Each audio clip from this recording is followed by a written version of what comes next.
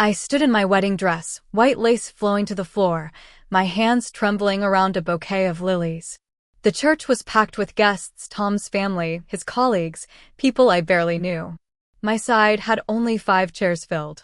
I should have seen this coming. Margaret, my mother-in-law, stepped forward with a smile that looked more like a warning. Her voice cut through the organ music like glass breaking. "This wedding is cancelled," she announced. "My son isn't marrying a charity case." The room went silent. I felt every eye on me. My heart hammered against my ribs. I looked at Tom, standing frozen at the altar in his gray suit. His face was pale, his eyes on the floor. "Tom," I whispered. He didn't move. Margaret's pearl necklace caught the light as she turned to the crowd. "We're saving my son from a terrible mistake," she continued, louder now. The guests began to whisper. Someone gasped. A woman in the 3rd row covered her mouth. I felt the tears coming, but something else was rising inside me, something cold and steady. I wouldn't break here. Not in front of them. Margaret's voice grew stronger, feeding off the crowd's shock. "This girl has nothing," she said, gesturing toward me like I was an exhibit. "No family money, no connections, no future." My throat tightened. I wanted to scream, to defend myself, but my voice was trapped somewhere deep. Tom finally looked up. His eyes met mine for just a second before darting away again. "Tom, please," I said, stepping toward him. "Say something." He opened his mouth, hesitated, then closed it again. Margaret put her hand on his shoulder. "Thomas knows this is for the best," she said firmly. Tom nodded slowly, like a puppet. Maybe we should listen to my mom, Anna." The words hit me harder than anything Margaret had said. This was the man who'd promised to stand by me forever. The man who'd said my background didn't matter. Now he couldn't even look at me. The room felt smaller suddenly, the air too thick to breathe. I clutched my bouquet tighter, the stems biting into my palms. Then I turned. Without another word, I walked toward the doors. As I moved down the aisle, the whispers grew louder. They weren't even trying to hide it anymore. "She should have known her place," someone muttered. "I heard she doesn't even own a car," another voice added. "Poor thing. This was bound to happen." Each word was a needle, but I kept my chin up, my steps steady. My vision blurred with tears I refused to let fall. Not yet. Not here. The heavy church doors loomed ahead. I pushed through them, stepping into the afternoon sunlight. It was too bright, too cheerful for what had just happened. I blinked, adjusting to the light, ready to collapse the moment I was alone. But then I saw them. 3 black SUVs, parked in perfect formation at the curb. Men in dark suits and sunglasses stood beside them, earpieces visible, their posture rigid and professional. One of them was scanning the area, hand near his jacket. My breath caught. Behind me, I heard the church doors open. Guests were spilling out, curiosity overtaking their judgment. "What on earth?" someone whispered. Margaret's voice rose above the rest. "What is this circus?" The lead agent, a tall man with salt and pepper hair, walked directly toward me. His expression was calm, professional. "Ms. Petrova," he said quietly. "We're ready when you are." The crowd behind me went silent. I could feel their stares boring into my back. Margaret pushed through the guests, her face red.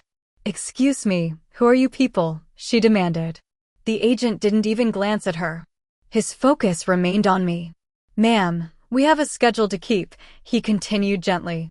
"The event begins in 2 hours." I nodded, my voice steadier than I expected. "Thank you, Agent Collins. I'll be right there." He gestured toward the middle vehicle. Another agent opened the rear door, standing at attention. The whispers exploded into full conversation now. Phones came out. People were taking pictures. Margaret's mouth hung open. Tom had appeared in the doorway, looking confused and pale. For a moment, I just stood there, letting them all see. Letting them wonder. Then I turned to face them one last time. "Please tell Tom I wish him luck," I said clearly. My voice didn't waver.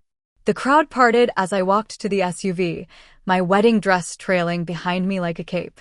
The door closed with a solid thunk, muffling the chaos outside. I sank into the leather seat, and for the first time that day, I exhaled. My hands were shaking. The driver glanced at me in the rearview mirror, but said nothing. Agent Collins climbed into the passenger seat. "Are you all right, ma'am?" he asked. I almost laughed. All right? I'd just been humiliated in front of hundreds of people. My wedding had been canceled. The man I'd loved had chosen his mother over me. But sitting here, in this government vehicle, surrounded by trained professionals who treated me with respect, it put things in perspective. "I've been better," I admitted. "But I'll be fine." He nodded. "We have water in the compartment beside you. The briefing folder is there too." As the SUV pulled away from the church, I looked back. Margaret stood on the steps, her face twisted in confusion and rage. Tom was beside her, just staring. The guests clustered in groups, phones still out, talking animatedly. I turned forward. Whatever came next, I was ready. I'd spent 2 years trying to fit into Tom's world. Maybe it was time they saw mine. The SUV glided through the city streets, and I finally let the tears come. They ran hot down my cheeks, smudging my makeup. I didn't bother wiping them away. Agent Collins tactfully pretended not to notice, his eyes on the road ahead. My phone buzzed in the small clutch bag I'd brought. I didn't check it. I already knew what I'd find, messages from Tom's family, maybe from Tom himself, demanding explanations. Questions I didn't owe them answers to. "The event is at the embassy," Agent Collins said after a while. "We've arranged for you to freshen up there before it begins. There's also a change of clothes if you'd prefer." I looked down at my wedding dress, yards of white silk and lace. It seemed almost funny now, in a bitter way. "I think I'll keep it," I said quietly. "It tells a story." He glanced back, a hint of approval in his eyes. "That it does, ma'am." I opened the briefing folder, trying to focus on work instead of heartbreak. The International Refugee Council reception. Ambassadors from 15 countries. A speech I'd prepared weeks ago, back when I'd thought tonight would be my wedding reception. My mind drifted back 2 years, to the day everything started. I'd been working at the Community Outreach Center in downtown Chicago, a small nonprofit helping refugees and immigrants navigate their new lives. The work was exhausting and underpaid, but it mattered. I'd help families fill out paperwork, practice English, understand their rights. Most days, I went home feeling like I'd made a real difference. That's where I met Tom. He'd volunteered one weekend, part of his company's community service initiative. He was charming, funny, with an easy smile that made him approachable. We'd talked while organizing donation boxes, and he'd asked for my number before leaving. "You're different," he'd said on our first real date. "Everyone I know is obsessed with status and money. You actually care about things that matter." I'd believed him. For months, everything was perfect. He'd show up at my tiny apartment with takeout, and we'd talk for hours. He never cared that I drove an old sedan or wore thrifted clothes. Or so I thought. The first crack appeared when he invited me to meet his mother. If you're enjoying this story so far, please subscribe. Things are about to get even more intense. Margaret Harrison lived in a mansion in the suburbs, the kind with a circular driveway and pillars framing the entrance. I'd worn my nicest dress, a simple navy blue number from a consignment shop.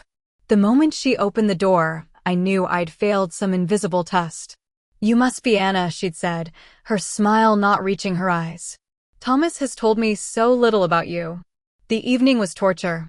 She'd asked pointed questions about my family, my education, my prospects. When I'd mentioned my father had passed away when I was young, she'd simply nodded and moved on. No condolences, no warmth. At dinner, Tom's father had been kinder, but quiet. Margaret dominated every conversation, dropping names of politicians and business leaders she knew. "Thomas will need a wife who can navigate these circles," she'd said pointedly. "Networking is everything in his career." Tom had squeezed my hand under the table. "Anna's great with people, Mom." "I'm sure she's lovely with her community center families," Margaret had replied, making it sound like an insult. Driving home that night, Tom had apologized. "She'll warm up to you," he'd promised. She never did. What none of them knew, what I'd deliberately hidden, was that my poor background was more complicated than it appeared. My father hadn't just passed away. He'd been Ambassador Victor Petrova, a diplomat who'd represented our country at the United Nations. I'd grown up in embassy compounds, attended international schools, spoke 4 languages fluently. When he died suddenly of a heart attack, everything changed. My mother had fallen apart, retreating to her family's home overseas. I'd stayed in the US, finishing college on scholarships, determined to build my own life. I'd chosen the community outreach center intentionally. I'd seen enough of the political world, the fakeness, the way people changed when they learned who you were connected to. I wanted to do real work, help real people, without my father's shadow. So I'd simplified my story. My parents are gone was easier than explaining embassies and diplomatic immunity. Besides, I'd wanted Tom to love me for who I was, not for who my father had been.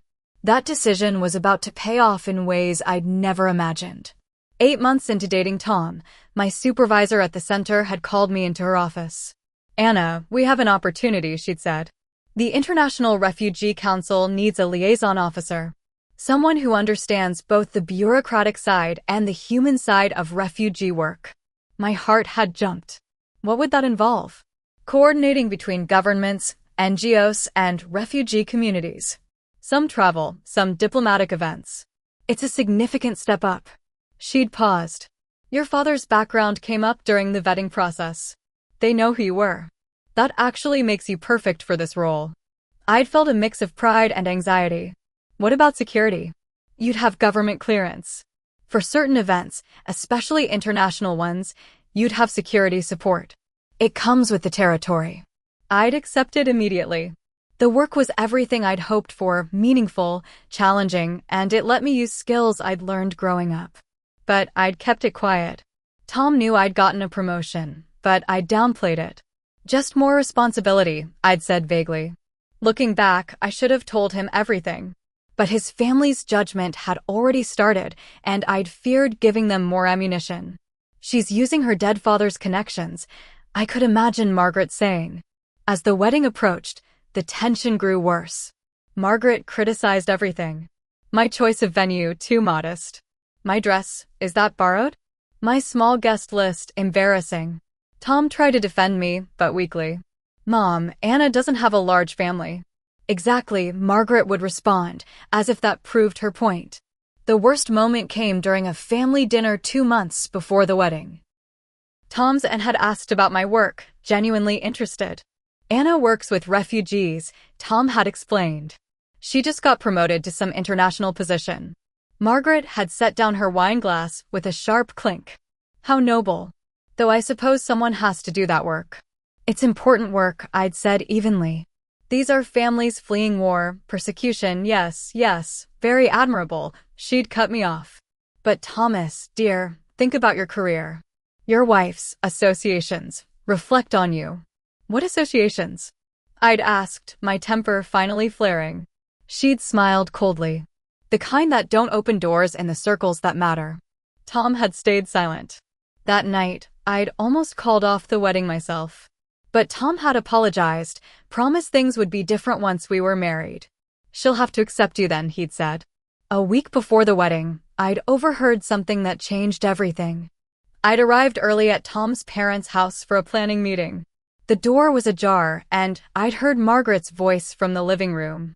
"He's too good for her, Arthur. You know it, I know it. This wedding is a disaster waiting to happen." Tom's father had murmured something I couldn't hear. "Don't, now dear me," Margaret had snapped. "That girl has nothing. No family, no money, no connections worth mentioning. She's dragging him down." Then I'd heard Tom's voice and my blood had frozen.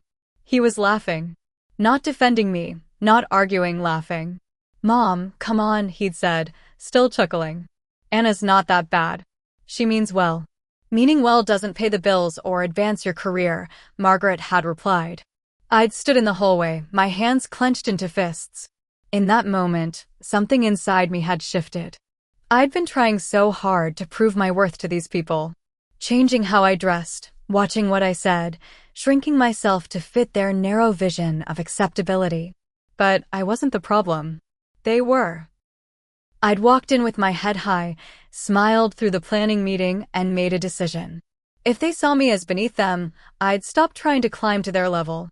Back to the wedding day, that morning, I'd known something was wrong. Tom had been distant, his texts short. His mother had been making calls all morning. I'd heard him mention it when he'd phoned. "Mom's just stressed," he'd said. "You know how she gets." I'd arrived at the church in my dress, my small group of friends helping me get ready. The hairdresser had woven small white flowers into my updo. My hands had shaken as I'd applied my lipstick. Then Margaret had appeared in the bridal room. No smile, no well wishes. Just that cold, calculating look. "Anna, we need to talk." "Now?" I'd asked. "I'm about to walk down the aisle." "That's just it," she'd said. "You're not." The rest was a blur of accusations and ultimatums. I wasn't good enough. Tom deserved better. The family couldn't accept this marriage. When I'd insisted on talking to Tom, she'd simply walked out, and minutes later, the announcement had begun. What Margaret hadn't known, what none of them had known, was that my security detail had been scheduled for that exact evening. The International Refugee Council reception was one of the most important events of the year, with high-level diplomats and potential security threats. My attendance required protection. Inside the church, chaos had erupted after I'd left. I'd learned this later from my friend Maria, who'd stayed behind. The moment the SUVs had driven away, the guests had exploded with questions. Who is she really? Are those government vehicles? Why does she have security? Margaret had tried to regain control. "This is just some dramatic show," she'd announced. "Probably hired cars. You know how young people are with their heirs." But Tom's cousin had already Googled my name. Anna Petrova, he'd read aloud from his phone. Liaison officer for the International Refugee Council. Previously worked with the State Department on humanitarian initiatives. Daughter of the late Ambassador Victor Petrova. The room had gone silent again. "Ambassador," someone had whispered. Margaret's face had drained of color. "That can't be right," she'd stammered. "She works at a community center. She drives a she doesn't even." Tom's father had pulled out his own phone, searching. "She's telling the truth, Margaret. Look." Phones had lit up all around the church as people searched, shared, whispered. The poor charity case wasn't poor at all. She was the daughter of a respected diplomat, working at international levels herself. Every assumption they'd made was crumbling. The embassy was beautiful at night, lit up against the dark sky. We'd pulled through security gates, past checkpoints that would have impressed anyone watching. Inside, I'd been escorted to a private room where I could compose myself. A colleague, Priya, had found me there. "Anna, you made it." She'd hugged me, then pulled back, taking in my wedding dress. "Wait, wasn't today?" "Long story," I'd said, managing a weak smile. "The short version is the wedding didn't happen." Her eyes had widened. "Oh, honey, I'm so sorry. Do you want to skip tonight? We can make excuses." "No," I'd interrupted firmly. "I'm staying. I need this. I need something that actually matters." She'd squeezed my hand. "Then let's show them what you're made of." I'd fixed my makeup, touched up my hair, and walked into that reception hall in my wedding dress like I owned the place. Heads had turned. Ambassadors I'd worked with had approached, curious about my attire. "I decided to make a statement tonight," I'd said simply, and they'd laughed, charmed. The evening had been a blur of conversations, introductions, and a speech I delivered on refugee rights that had received standing applause. For the first time that day, I'd felt like myself. During a quiet moment, a journalist I'd worked with had approached me. "Anna, you look stunning, but I have to ask, what's the story behind the dress?" I'd considered deflecting, but something made me honest. "I was supposed to get married today. It didn't work out." Her eyebrows had shot up. "That's quite a story." "Life happens," I'd said with a shrug. "But this work, these people, they matter more than one person who didn't see my worth." She'd smiled sympathetically. "Would you mind if I took a photo? Dedication to duty, that kind of thing."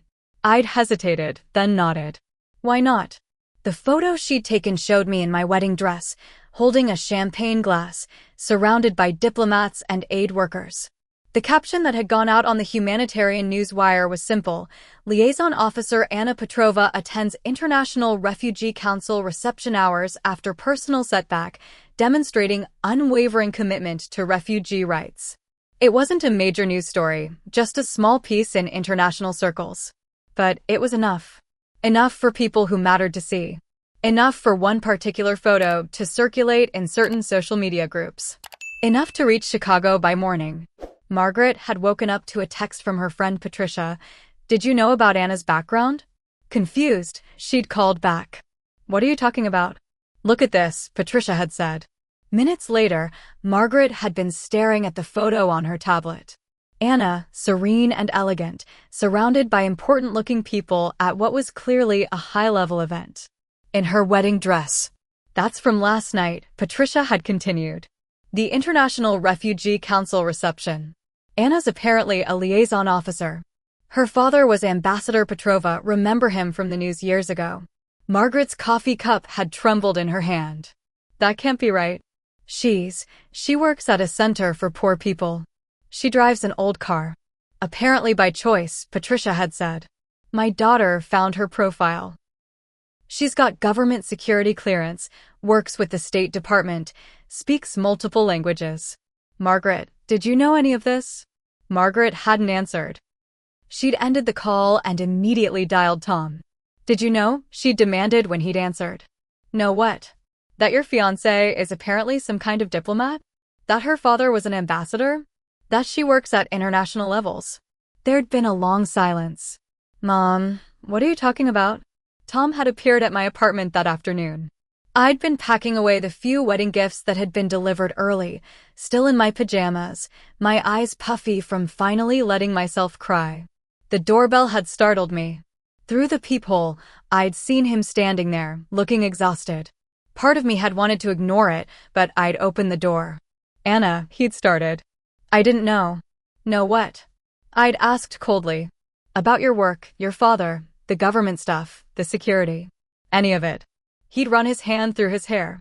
"Why didn't you tell me?" "I did tell you," I'd said quietly. "I told you I worked with refugees. I told you I'd been promoted. I told you my father had died.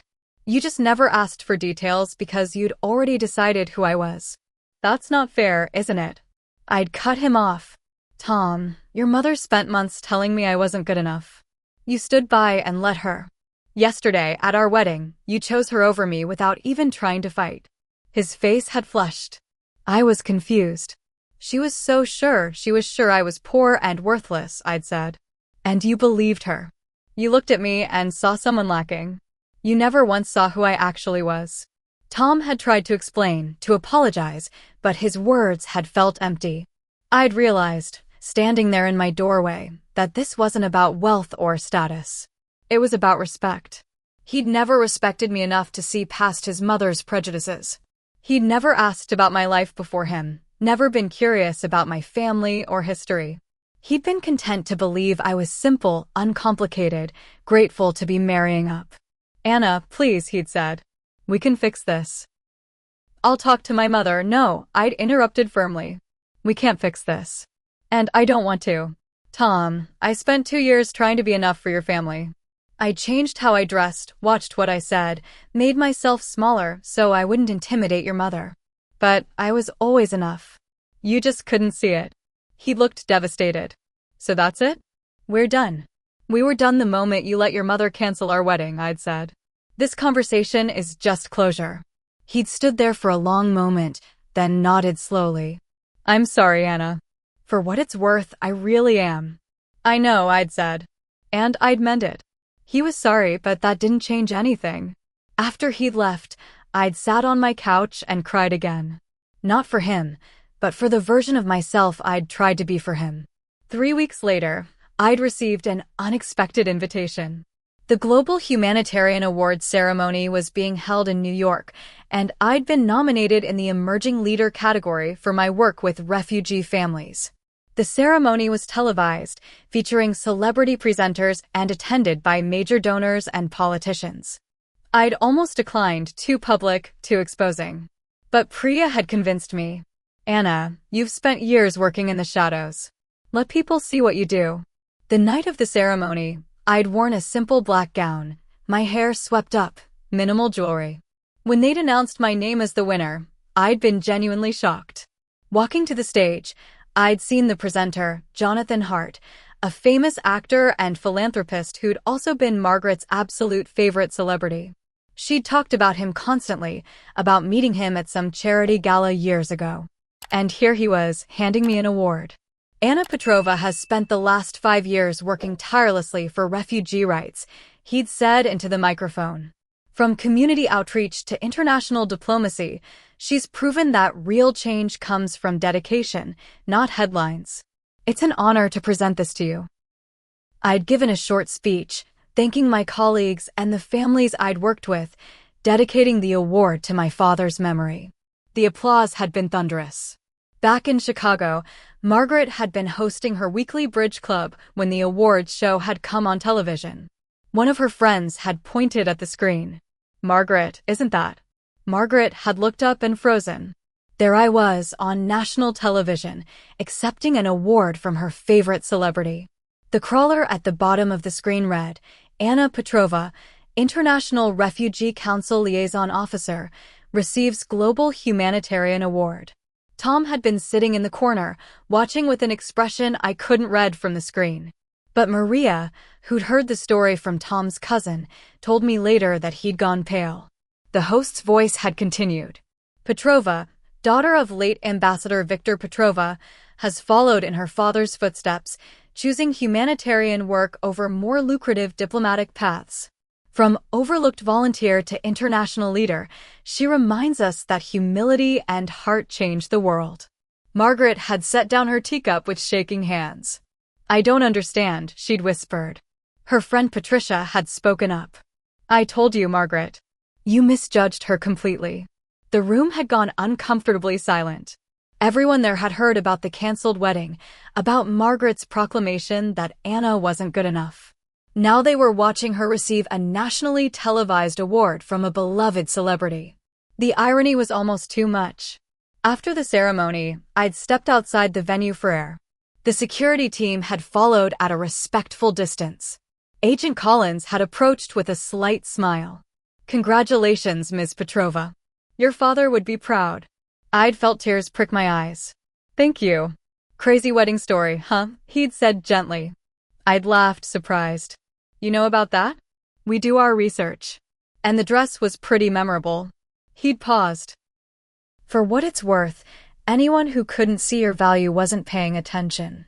It was such a simple statement, but it had meant everything. This man, who barely knew me, had seen me more clearly than the man I'd almost married.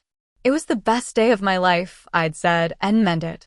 Not the wedding day, that had been a nightmare. But everything that came after. The moment I'd stopped trying to prove myself to people who would never understand me. The moment I'd chosen my own path without apology. Agent Collins had nodded. "Ready to head home, ma'am?" "Yes," I'd said. "I think I am." A week after the ceremony, I'd received a letter. Not an email, not a text, an actual handwritten letter. Tom's messy scrawl covered 3 pages. He'd apologized again, explained how he'd been watching my career, following my success. He'd realized what he'd lost. He'd begged for another chance, promised he'd changed, said he'd stand up to his mother now. I'd read it once, then set it aside. Part of me had felt vindicated. But mostly, I'd just felt tired. This wasn't about revenge or proving him wrong. This was about moving forward. The ring I'd returned had come with a refund check from the jeweler. Tom's family had insisted on an expensive ring, and he'd gotten most of his money back. The check sat on my desk for days. Finally, I'd made a decision. I'd endorsed it over to the Community Outreach Center's Refugee Fund, the place where I'd started, where I'd met Tom. In the memo line, I'd written, "For families building new beginnings." It felt right. That money, that relationship, it was part of my past. But the work, the purpose, the person I'd become, that was my present and future. I'd never replied to Tom's letter. Some chapters needed to close without a final conversation. Months passed. I'd thrown myself into work, traveling to refugee camps, coordinating international aid programs, speaking at conferences. My life was full and meaningful. Then one afternoon, my supervisor had called me into her office with a serious expression.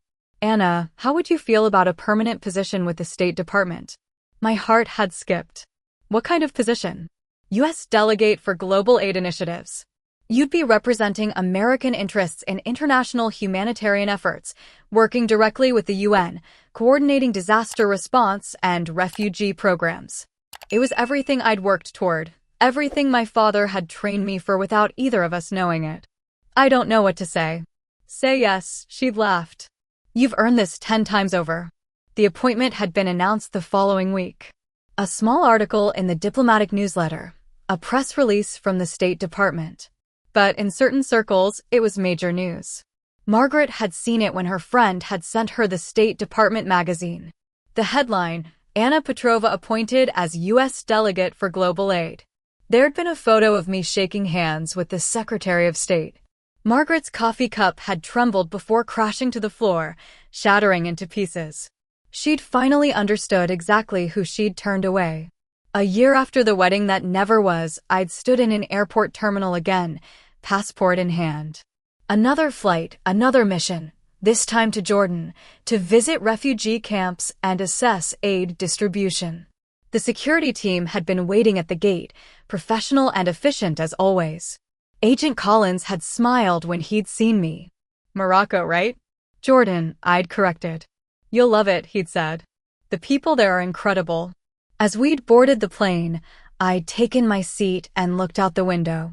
I'd thought about that day in the church, standing in my wedding dress while someone told me I wasn't enough. I'd thought about the moment the SUVs had arrived and everything had shifted.